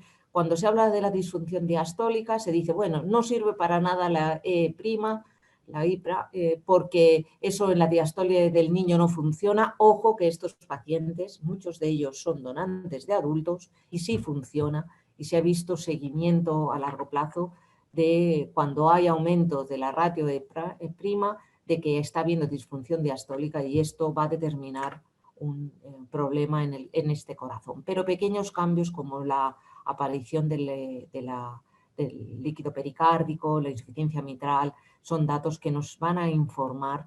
Estos son datos muy tardíos. Por tanto, nosotros ahora lo que hacemos siempre es Global Longitudinal Strain. Cuando empieza a disminuir, hacemos la biopsia para ver si realmente está habiendo algún problema, y otras veces es sencillamente que con el tiempo este corazón se va deteriorando y muchas veces podemos encontrarnos problemas como la coronariopatía. Esto es va apareciendo desde el primer año hasta a partir de los 10 años, es cuando hay más. Se puede decir que casi el 40% de los pacientes tienen. Ahora hay técnicas de diagnóstico precoz como el IBUS, que es la eco intravascular, que lo que permite es ver si la hipertrofia intimal, nos permite ver seguimiento. Están apareciendo ahora la tomografía por óptica coherente en algunos casos. Nosotros hacemos IBUS, el problema es que es caro lo que es el proof del IBUS, y que tienen experiencia los adultos, no los pediátricos, pero cada vez es una herramienta que, sobre todo en determinados casos, porque nosotros hacemos coronariografía de seguimiento, pero a veces la coronariografía es normal y no ves estos cambios en la hipertrofia intimal. ¿Por qué sirve determinar esta hipertrofia intimal antes de que haya una ateroma o una estrechez? Pues porque podemos hacer cambios en el tratamiento. Actualmente, todo paciente que sospeches que empieza a haber una coronariopatía, tienes que empezar con estatinas como tratamiento. Todos los riesgos cardiovasculares los tienes que controlar, y sobre todo la introducción del everolimus, que son los mTOR inhibidores, son los que se ha visto más supervivencia del injerto. Obviamente es una patología multifactorial. ¿Cuáles son las causas de muerte del trasplante? Estos son datos del registro, que todos estamos de acuerdo. Al principio va a ser el rechazo agudo, la causa sobre todo, y las infecciones. Obviamente luego puede haber una entidad que se llama disfunción del injerto, que es que no hay rechazo, pero que el corazón no va bien. Pero sobre todo, y el interés de esto es ver cómo aparece la coronariopatía o el rechazo crónico, y es progresivo con la edad. Cuando tú comparas con adultos, la supervivencia de los niños es siempre mucho mayor, por eso creo que siempre hay que dar más chance a los niños. Lo único que pasa es que, claro, cuando tú trasplantas a un niño de 1 año y te dura el trasplante 20 años, todavía es joven y vas a necesitar más trasplantes, pero como ya digo, ya hay casos pues de 36 años de supervivencia después del trasplante, que muchas veces en un adulto se hace un trasplante y hay veces que hay comorbilidades que hacen que solo el paciente viva entre 5 y 10 años. El problema obviamente es que un retrasplante no va a durar lo mismo, pero también la supervivencia es menor, pero la supervivencia al 50%, la media supervivencia es 10 años. O sea, como he dicho, el primero 20, el segundo 10, con lo cual estamos ampliando la supervivencia. Cada centro tiene que crear su protocolo. Yo estuve en Valle d'Hebron durante muchos años y ahí tuvimos nuestro protocolo. Al llegar aquí, yo estoy en el King Faisal Hospital, que pues lo primero que hice fue revisar el protocolo que ellos tenían y ajustarlo a las nuevas guías, y que varía cuáles son los protocolos, las dosis. Lo más importante no es crear la propia experiencia de cada centro. No hay ni mejor ni peor, sencillamente hay cambios. En nuestro caso utilizamos como inducción la timoglobulina, y aquí, por ejemplo, pues yo he detectado que son mucho más sensibles y necesito dosis menores de inmunosupresión. Por ejemplo, aquí la dosis de tacrolimus es muy baja, empezamos muy bajo porque hay muchas complicaciones neurológicas que yo la verdad no había visto en España, y aquí hay como más sensibilidad, y una de las complicaciones es el PRES, que es convulsiones relacionadas con cambios del troncoencéfalo, y he tenido hasta un caso de Locking Syndrome, que es una coma completo del paciente debido al tacrolimus, y con lo cual ahora la dosis es mucho menor. Cada uno tiene que adecuar cuando tiene que hacer la coronariografía. Por ejemplo, aquí se hacen menos coronariografías. Las biopsias siempre tienen que ir con no solo con una visión anatómica, anatomopatológica, sino con inmunohistoquímica, mirando cambios del C4D, por ejemplo, que es un dato específico de rechazo humoral, que esto es, y luego en base a los datos de la es que adecuar el tratamiento a seguir para evitar, como he dicho, perder el donante, el órgano y el donante y el paciente. Aquí también es muy importante, y esto es otra de las cosas que os he dicho, es adecuar a los pacientes la información que tú tienes que dar. Muchos de los pacientes, cuando yo he llegado, piensan que ya son corazones para toda la vida, y esto hay que tener en cuenta.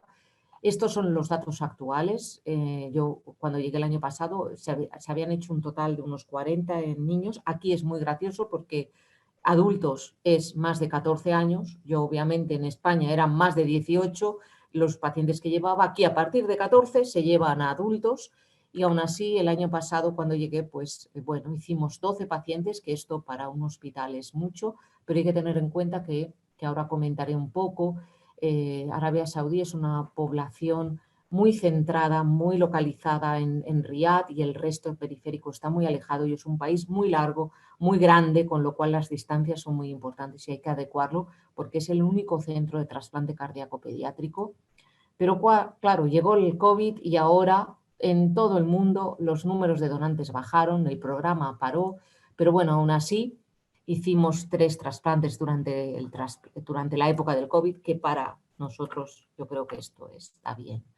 Pero bueno, ¿cuáles son los nuevos desafíos actuales? No podemos decir ya está, ya llegamos a un 50% de supervivencia, 20 años, ya hemos llegado. No, hay nuevos cambios, y uno de los más importantes es que no hay órganos pediátricos, tenemos que empezar a cambiar porque la población de pacientes cada vez son mayores, y que están apareciendo mucho fallo del corazón univentricular. Todos los pacientes que se están haciendo, la supervivencia de las cardiopatías congénitas es cada vez mayor. un 85% de los pacientes viven, pero ojo, porque estos pacientes tienen una duración, un fontán, pues empiezan a dar problemas a los 5, 10 años y tenemos que hacer cambios y que vamos a empezar hablando qué cosas se pueden hacer. Como España es un ejemplo y un modelo de organización de trasplantes, todos lo sabemos, en este momento es el primero en el mundo, se empezó con una campaña de la ONT, que es la organización allí, y que cuando yo empecé mi carrera, por ejemplo, que aquí justo se puede decir que yo empecé en el 93, terminé y empecé como cardiólogo pediátrico, la tasa de donación era muy baja. Es lo que pasa actualmente también aquí cuando me dicen es que no hay donantes, es que no va a haberlo. Eso se puede cambiar, es un ejemplo de cómo se ha cambiado y ahora en la actualidad han aparecido la donación en asistolia controlada, que es la donación después del paro circulatorio, que estos son pacientes ya no solo en muerte cerebral, sino con un pronóstico muy malo, con lo cual tú lo que haces es, se queda de acuerdo con la familia, son pacientes que no van a sobrevivir o van a tener muchísimas secuelas, pero que no van a tener nunca un electroplano, con lo cual una vez se considera que ya esto va a ser así, se envía al paciente a quirófano, se quita todo, se espera 5 minutos, se reentra en ECMO y se extraen los órganos. Esto en España y en el mundo empieza a ser alrededor del 15% de los pacientes, de los órganos que se explantan, empieza a ser en esta modalidad. Y claro, dices, el corazón no se puede hacer así. Esto es lo que pasa en Arabia Saudí, pero si comentáis Arabia Saudí está aquí y veis que es muy parecido la tasa que hay entre Arabia Saudí, incluso aquí yo diría que en Colombia un poco más, y esta es la tasa de actividad y que más o menos Colombia puede ser un poco por aquí, porque en el caso de Arabia Saudí, todos sabéis, es un país la religión está muy impregnada y ahora se está trabajando para que se ponga a la par de que la donación es amor, que esto es lo que yo creo que hay que empezar a transmitir. Como he dicho antes, cuando extraemos un corazón en asistolia o cuando las distancias son muy largas, ya aparecen, hay máquinas que ya se están usando, de hecho aquí es una de las máquinas que se ha conseguido, que tú pones al corazón en esta máquina que se llama Transmedic y esto sirve es como un ECMO portátil del órgano. Se está haciendo en pulmones, en riñones y ahora se está utilizando en... ¿Qué ventaja tiene? Tú vas a cualquier sitio, pones el corazón, esto en Australia hay experiencia, que no lo he puesto aquí, de las publicaciones en Australia, que también es un país muy extenso en kilómetros, lo pones, vas haciendo ecografías, son corazones que obviamente están en standing, es un miocardio aturdido, pero lo vas haciendo ecografías y si se recupera lo puedes implantar. Y en un estudio que se hizo, que se vio que se enrolaron estos pacientes, se vio que a largo plazo esta supervivencia es igual que en la donación normal. Con lo cual esto es una cosa a tener en cuenta para aumentar los donantes. ¿Qué tenemos que mejorar? Obviamente el manejo de los... No podemos enviar todos los trasplantes, todos los niños en insuficiencia cardíaca al trasplante, con lo cual tenemos que mejorar el manejo de los pacientes en insuficiencia cardíaca. Esta actividad de hoy es un ejemplo de ello. La transformación digital, gracias al COVID, ha permitido que ahora empiezan a haber virtual clinics, o sea, podemos contactar cada vez más con los pacientes y con los hospitales. Ha habido un cambio en la administración porque yo empecé la telemedicina en España a más de 10 años y tenía al principio muchos problemas con la administración porque para ellos las visitas virtuales no se contaban en el hospital y no se pagaban, con lo cual ellos no recibían nada y ahora resulta que viene el COVID y hemos hecho la transformación digital cuando hace años que deberíamos de haberla hecho, pero esto nos va a permitir una reinvención y para mí es muy importante porque aquí, por ejemplo, hay niños que están a 1.100 kilómetros y les dan pastillas machacadas porque no hacen soluciones y esto a mí dices, hombre, en el mundo actual no puede haber gente que todavía no esté con un tratamiento normal. Esto es, por ejemplo, un evento que yo he hecho y os animo que cualquiera puede entrar y verlo. En los fellows de cardiología de mi hospital, pues dimos unas clases con Zoom ya hace meses, y esto lo he colgado en esta web que se llama neacoro.com. Es una web que yo empecé hace 2 años ya en España, pero la dejé un poco parada por estos cambios y dije, ahora es el momento de empezar a utilizar. Es un curso online para recordar a todo el mundo los tratamientos que tienes que hacer, hay preguntas, y esto es una herramienta que permite cada vez más, y que obviamente ahora hemos recibido demasiados inputs, demasiados webinars, pero el futuro se estabilizará. Necesitamos más soporte mecánico de estos pacientes que están en lista. Ojo que esto es muy caro, cualquier administración no lo admite. Por mucho todo el mundo dice, bueno, estás en Riad, aquí tienen dinero, puedes hacerlo todo. Eso no es verdad. Aquí hay una administración muy potente que, si tú no demuestras que esto va bien, las ventajas, los beneficios no lo admiten. Y, por ejemplo, aquí tenemos HeartMate 3, que es un método implantable, pero no hay score, no hay Berlin Heart. ¿Por qué? Porque el Berlin Heart indica que el paciente tiene que estar ingresado, y esto hace que los ingresos sean muy largos y ellos quieren optimizar las camas. Ten en cuenta que el hospital es un hospital público que ahora está sufriendo un cambio hacia la privatización. He venido aquí y digo, uy, Dios mío, parece que vuelvo a estar en Valle de Hebrón, porque es lo mismo, se están aplicando las mismas cosas, la productividad, todo. O sea que en el fondo todo es, la globalización lleva a todos los hospitales lo mismo. No quiero dar una clase por cuestiones de tiempo, pero sí daros una. Para mí, obviamente, cuando tú tienes un niño que está mal, que sabes que tiene chances, como por ejemplo niños de más de 5 años con pesos superiores a 20 kilos que puedes tener, aquí lo que se hace es se pone en ECMO al paciente y se espera que llegue un donante. Cuando hay un niño en ECMO, maravillosamente, yo no sé cómo aparecen los donantes, pero el tiempo de espera de un paciente en ECMO puede ser muy malo, con lo cual el Berlin Heart para mí tiene que estar incorporado en todos los programas con trasplante, al menos empezar con buenos resultados. Este es un niño de Valle de Hebrón, Sergi, y que le pusimos esto y después se trasplantó y fue bien. Obviamente, lo que hay ahora cada vez más, el desarrollo es en los implantables. Como digo, aquí se usa el HeartMate 3, pero este es para pacientes mayores de unos 35 kilos. En adultos, en niños está el HeartWare, pero está el Heartbeat, que siempre parece que está empezando a funcionar, pero yo llevo muchos años y todavía no están los resultados.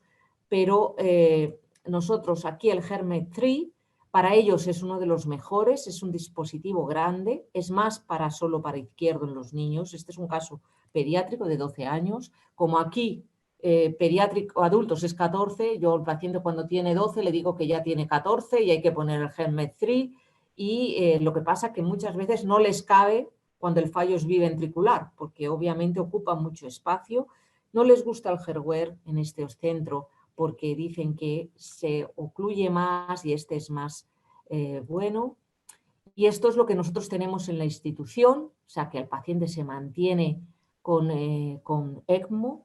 Se puede pasar a un sistema de asistencia. Quitar el ECMO, el problema, sabéis, cuando el pulmón está mal usamos ECMO, cuando no, el pulmón está bien, ya pasamos a sistemas ventriculares de asistencia, que es quitas el oxigenador, y al quitar el oxigenador disminuyes la necesidad de anticoagulación y disminuyes por tanto las complicaciones como el sangrado y todo. Y luego estos sistemas de asistencia ventricular los puedes utilizar de manera externa temporalmente, pero aquí, por ejemplo, la ECMO se ha usado como puente al trasplante entre hasta 2 meses y ha ido bien, y por eso ellos son reacios a cambiar. Solo ponen el HeartMate 3, pero el futuro es incorporar el Berlin Heart y el HeartWare próximamente. ¿Qué cosas hay también en el trasplante pediátrico? El ABO incompatible. O sea, esto es muy importante. Esto empezó, los primeros casos fueron en Toronto en 1996, el grupo de Lori West empezó a ver, y empezó todo porque hubieron muchos casos de adultos donde hacían un trasplante por equivocación de grupo sanguíneo, les hacían el trasplante y veían, hombre, pues no se mueren a pesar de que hemos puesto un corazón de diferente grupo sanguíneo. Esto permitió ver que se podía usar. ¿Y qué ventajas tienen los niños? Es que los niños no desarrollan anticuerpos. Los primeros 6 meses de vida no tienen antígenos AB0 y que estos se van a desarrollando por influencias a través del abdomen, a través de cambios con el Escherichia coli a nivel intestinal y aparece, o sea que hasta los 2 años se puede hacer un trasplante AB0 incompatible y se ha visto que a largo plazo la supervivencia es exactamente igual que al compatible. Por tanto, ¿qué pasa? ¿A cuántos niveles de anticuerpo tenemos que aceptar de AB0? Para eso depende de los hospitales. Ellos ponen un límite, pues se ha visto que incluso hasta cuando hay anticuerpos muy altos no hay pérdidas del órgano. En esta guía reciente se vio que, bueno, que cada hospital tiene que decidir cuál es el título de isomeglatinina anti-B para determinar que es seguro, que hay que hacer un cambio, una plasma exchange, remover todos los anticuerpos durante el circuito de la cirugía, que esto los perfusionistas saben mucho porque lo están utilizando ellos y antes de entrar y hacer el trasplante remueves todos los anticuerpos y luego tienes que monitorizar en el seguimiento las isomeglutininas teniendo en cuenta que siempre vas a tener que utilizar los productos sanguíneos. Son muy importantes, nunca utilizar sangre fresca, total. ¿Por qué? Porque en el plasma y en las plaquetas pueden haber anti-B. Solo tienes que utilizar esto es el resumen de la... Pero este es el resumen. O sea, todo paciente que le haces AB0 incompatible tienes que utilizar el grupo sanguíneo del receptor y del plasma y plaquetas. Si utilizas AB es suficiente. Como muchas veces no hay plaquetas AB, tienes que utilizar... Entonces, si el paciente es donante, puedes utilizar, si el tipo de sangre del donante era 0, puedes utilizar el tipo de donante del receptor.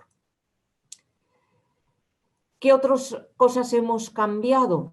Pues es hasta cuánto aceptamos pacientes con hipertensión pulmonar. Esto ha cambiado. Antes se decía, no se puede trasplantar todo paciente con resistencias superiores a 2.5.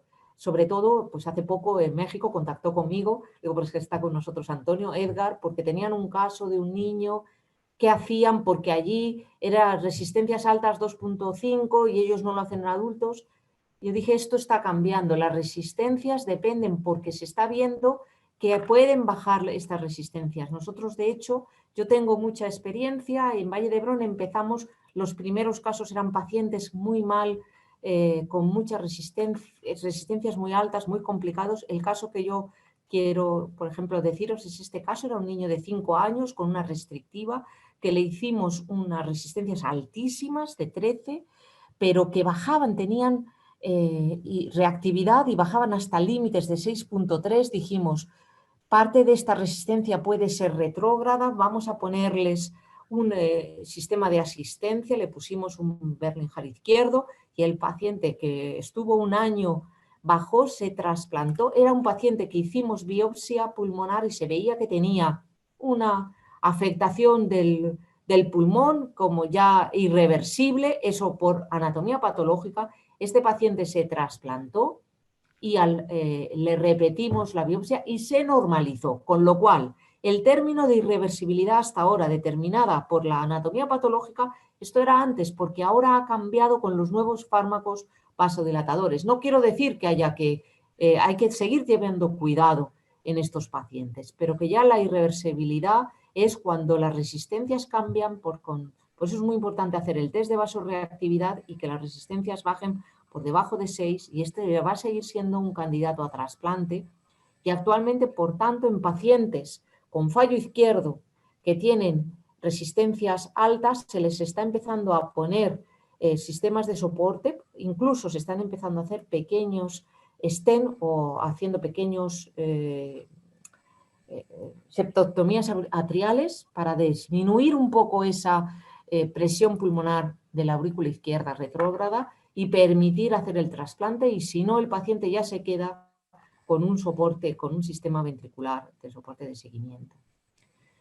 Como he hablado, cada vez tenemos más pacientes con corazón univentricular. Todos los hospitales están empezando a hacer, bueno, casi todos los hospitales, viendo que es para alargar las supervivencias de este ventrículo derecho sistémico, es empezar a hacer stem cells en corazones hipoclásicos. Se está viendo que la utilización de stem cells, sobre todo a nivel de coronarias, antes se hacían también intramiocárdicos, pero sobre todo permiten la fase del Glenn, permite alargar este corazón y hacer que el Fontan tenga más años de supervivencia, y esto es una opción que nosotros vamos a intentar poner en marcha aquí también, para dar un poco más tiempo a estos corazones univentriculares. Y por tanto, lo último, por supuesto, siempre es mejorar en lo que es la inmunosupresión para evitar el rechazo, y para esto el futuro está en la ingeniería genética.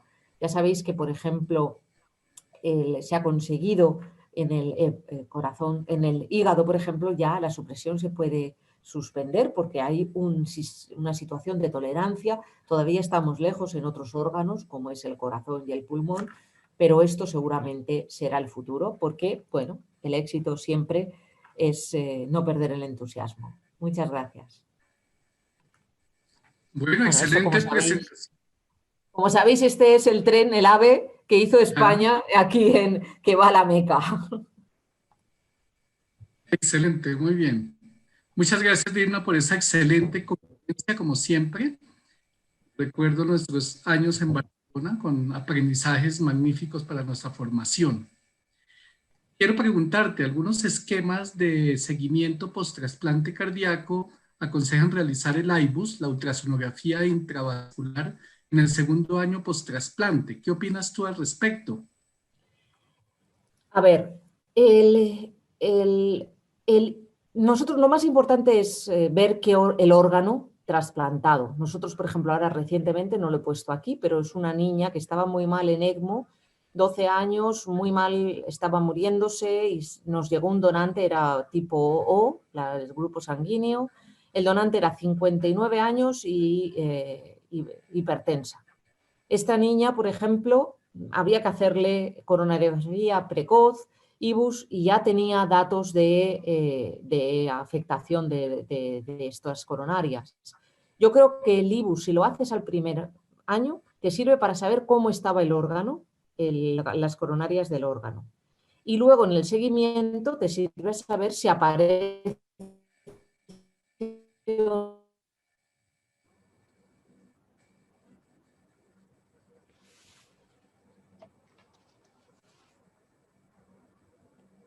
grandes y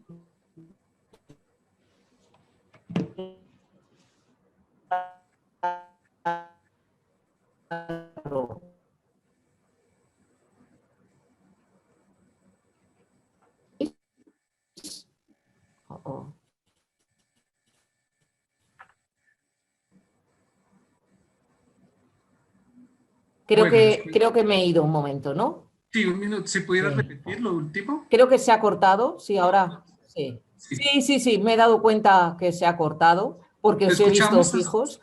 Te escuchamos cuando dijiste... Sí, que al año... Exacto, al año se hace para ver el donante, después para ver si aparece el rechazo crónico, pero el problema es el proof, es muy grande, con lo cual puedes tener complicaciones de vasoespasmo. Es bajo las complicaciones, pero existen. Con lo cual, si no tienes mucha experiencia, puede ser peor que mejor. Yo creo que en pacientes que sospechas que puede hacer una coronariopatía precoz, hay que hacerlo cuando el paciente ya tiene un peso superior a 30-35 kilos para evitar problemas, por lo menos al principio del programa, ¿vale? Y seguro que puedes empezar a hacer resonancias para ver también, se pueden hacer angiotags también, aunque sea tardío, pero seguro que van a haber más herramientas de imagen que van a permitir un poco saber si está apareciendo o no la coronariopatía. Excelente, bueno, muy claro. Tengo una pregunta para el doctor Ricardo Pignatelli, y es un tema que habíamos hablado los dos también en alguna otra conferencia, y es ¿qué opinas acerca del strain y su ausencia en las guías pediátricas? ¿Vislumbras cambios hacia futuro, Ricardo? Bueno, yo creo que sí. Creería, tú tienes que entender que ha ido por una fase, ha seguido un poco el ciclo académico en el sentido de que se lo consideraba en una fase de investigación, pero cada día hay más reportes de la utilidad. Yo creo que se está revisando varias guías, en la cual creería que la primera va a ser la de cardiotoxicidad. Y yo creo que van a estar involucrados en las guías prácticas. También se está hablando a nivel de otro tipo de guías, pero la que yo sé es la de cardiotoxicidad, probablemente va a ser la primera que sugiere o propone el uso de strain. Excelente, muy bien. Y para Antonio, tengo una pregunta para ti y es una pregunta también de varios de nuestros amigos de Latinoamérica que están conectados. ¿Cuáles serían los tips en el diagnóstico del posoperatorio de Fontan para predecir disfunción? Bueno, finalmente sabemos que los pacientes que van a cirugía de Fontan son ventrículos o corazones univentriculares. Ya lo decía el doctor Ricardo Pinatelli, el ventrículo único evoluciona a la disfunción tarde o temprano, y más si se trata de un ventrículo derecho.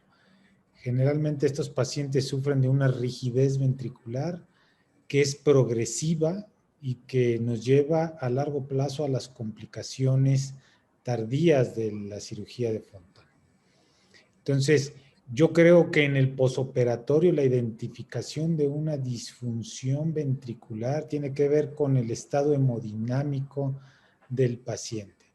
El análisis de cómo están sus signos vitales, su presión arterial, sus saturaciones, porque finalmente no solo tiene alteraciones al cortocircuito por las fenestraciones, sino los cambios en la vasculatura pulmonar y como tal en la miocárdica. La dinámica miocárdica es muy diferente al paciente biventricular.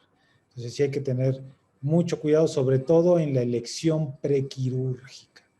Eso es un aspecto sumamente importante. Un paciente bien seleccionado tenemos mayor posibilidad de que tenga una buena adaptación post-Fontan. Aún así hemos tenido pacientes que cumplen con todos los criterios y que no se adaptan, que tenemos que llevarlos a desmantelamiento. Entonces, pero bueno, la selección es esa, tratar de hacer una buena selección del paciente que va a cirugía y un buen seguimiento hemodinámico. Yo creo que no hay un punto específico en el que digamos si presenta esto, aguas. Son varios aspectos que hay que tener en cuenta siempre en este tipo de pacientes. Perfecto, gracias. Claudia, ¿tienes alguna otra preguntas? Sí, una pregunta para el doctor Pignatelli sobre el uso de strain en fetos. ¿Cuál sería la mejor edad gestacional para realizarlo y cuáles serían las cardiopatías en las que tendría mayor utilidad, además del ventrículo izquierdo hipoplásico que nos mencionó? 16 a 24, nosotros lo hemos publicado en Mascatia, Shiaz Mascatia, hay 2 artículos nuestros. A medida que uno avanza en la gestación, la interoperabilidad aumenta un poco porque las vistas no son, las ventanas no son tan buenas. Creo que se puede hacer, y la cardiopatía en general usaría en cardiopatías que habría que evaluar función ventricular. Nosotros estamos haciendo ahora, evaluando todos los hipoplásticos. Estamos evaluando también obstrucción del lado izquierdo, y estamos viendo en pacientes con madres historias diabéticas y cuando están cuando ya vienen dilatados, y también en el feto transfusion. Esos son los lugares que estamos, la patología que nos estamos concentrando por ahora. Ok, muchas gracias. ¿Y tienen alguna dificultad dado que no se puede como gatillar los latidos por esa parte? ¿Cómo se hace? Bueno, ahí en el trabajo de Mascatía nosotros lo que hemos hecho, hemos engañado al software. O sea, hemos creado como porque esa es muy buena pregunta, porque para strain uno tiene que tener el electrocardiograma y como en el caso fetal no existe, hemos engañado el software, entonces vamos y tratamos de crear los timing, o sea, el cierre de la válvula aórtica, todo eso se hace por el Doppler que se obtiene, pero mitral, todo eso se hace, vamos viendo frame for frame cuando se abre, ya sea en 2D, y ahí marcamos, engañamos al software y uno puede crear como timing y eso lo aplicamos y uno hace el análisis de strain. Ok, muchas gracias. También una pregunta para el doctor Razo sobre si ustedes en su servicio tienen un protocolo establecido como para el momento en que se debe evaluar el paciente que no ha tenido cambios hemodinámicos como para prevenir o detectar tempranamente cosas. Por ejemplo, en patología de baja complejidad como cierres de cortocircuitos y ese tipo de cosas, tienen un horario que se hace, por decir algo, a las 6 horas, a las 12 horas, a las 24 horas, e igualmente en complejas tienen un protocolo así muy ceñido a horarios y no a cambio hemodinámico, pues porque lógicamente el paciente que está inestable amerita y hace que uno lo evalúe. Pero en aquellos que no tienen ninguna manifestación temprana, ¿cuál sería su sugerencia, doctor Razo? Bueno, un protocolo como tal de horario específico no tenemos, porque como sabemos, pues en una terapia intensiva no nos podemos basar a determinados tiempos cuando a lo mejor antes ya se descompensa un paciente. Entonces, lo que sí tenemos es que todas las cirugías, o casi todas las cirugías, se hace ecocardiograma transoperatorio, transesofágico. Eso finalmente, cuando sale el paciente del quirófano y llega a la terapia intensiva, nos hacen un reporte de todo lo que encontraron en el transoperatorio. Y eso nos advierte a nosotros en terapia intensiva para ver qué podemos encontrar y cómo se puede comportar el paciente. Y sobre eso decidimos qué tan frecuente, qué tan pronto hacemos un ecocardiograma de revisión. Si durante el proceso, antes de tener planeado hacer un ecocardiograma, resulta que encontramos alguna alteración, lo hacemos en el momento, ¿no? Esa es la ventaja de tener un equipo disponible en la terapia intensiva, que desafortunadamente no en todos lados se tiene, pero esto no es un protocolo establecido como tal porque difícilmente la terapia intensiva es cambios dinámicos constantes, incluso un control post cambio en el manejo de inotrópicos, vasodilatadores, para ver qué tanto el miocardio y qué tanto mejora la función ventricular. Entonces, no hay un horario específico, va dependiendo de la condición del paciente. Y Okay, aunque aún así, aunque estén estables, también somos hospital escuela, entonces tenemos residentes en formación como cardiología pediátrica, intensivistas cardiovasculares como tal, con previa formación de terapia intensiva pediátrica, y los cardiólogos pediatras que además están haciendo intensiva cardiovascular. Entonces, pues parte de su entrenamiento es pónganse a hacer ecos, ¿no? Y hagan los más ecos que puedan, porque solamente con la práctica se agarra la experiencia. bueno, muchas gracias. Y para Dibna, ¿qué tan riguroso debe ser el seguimiento de los pacientes trasplantados con cateterismo cardíaco para, sobre todo en estos casos que las resistencias pulmonares estaban elevadas, además de pues hacer el tratamiento con terapia vasodilatadora, se hace seguimiento con cateterismo en qué intervalos? En principio, como el paciente le vas a tener que hacer biopsias, porque se suele hacer una biopsia, la primera es a las 2 semanas, más o menos, 10 días, 2 semanas. Ahí ya tomas presiones. Y luego haces otra habitualmente entre los 3 meses, 6 meses. Ahí vas a tomar otra vez, tú le dices que hay que hacer mediciones también hemodinámicas. En mi experiencia, a los 3 meses el paciente ya se ha normalizado. Porque cuando tú pones eso de que no, la resistencia es el pulmón, cuando pones un corazón normal, las resistencias van bajando y sorpresivamente nosotros mantenemos el tratamiento entre alrededor de un año, más que nada porque piensas que pueden hacer una, pero después de la experiencia que os he comentado de ese paciente, que le hicimos hasta una biopsia posterior porque había salido que tenía un cambios anatómicos ya irreversibles, ese paciente se normalizó. Con lo cual, por seguridad, obviamente, lo que hay que hacer es dejar el tratamiento. Pero habitualmente entre 3 y 6 meses ya sabes si la resistencia se ha normalizado con el cateterismo que has hecho por la biopsia. Ok, Bueno. muchas gracias. No sé, Manuelito, ¿tiene algunas otras preguntas? Bueno, perfecto. Hay muchas preguntas todavía. Ya completamos casi 2 horas de esta excelente sesión académica. Les cuento que llegamos a tener más de 250 asistentes de varios países de Latinoamérica, lo cual es todo un éxito. Y pues que realmente es un hit haber tenido este grupo excelente de conferencistas internacionales, grandes amigos, grandes maestros. Esperamos tenerlos próximamente en Colombia cuando ya superemos esta pandemia. Y pues realmente los felicito, ha sido una excelente sesión académica. Muchas gracias a todos los asistentes y bienvenidos en una próxima ocasión. Muchas gracias por toda la atención y por esas excelentes conferencias. Muchas gracias. Muchísimas gracias. Muchas gracias. Muchas gracias, doctores. Buenas noches. Buenas Buenas noches. noches. Bueno, feliz noche para todos.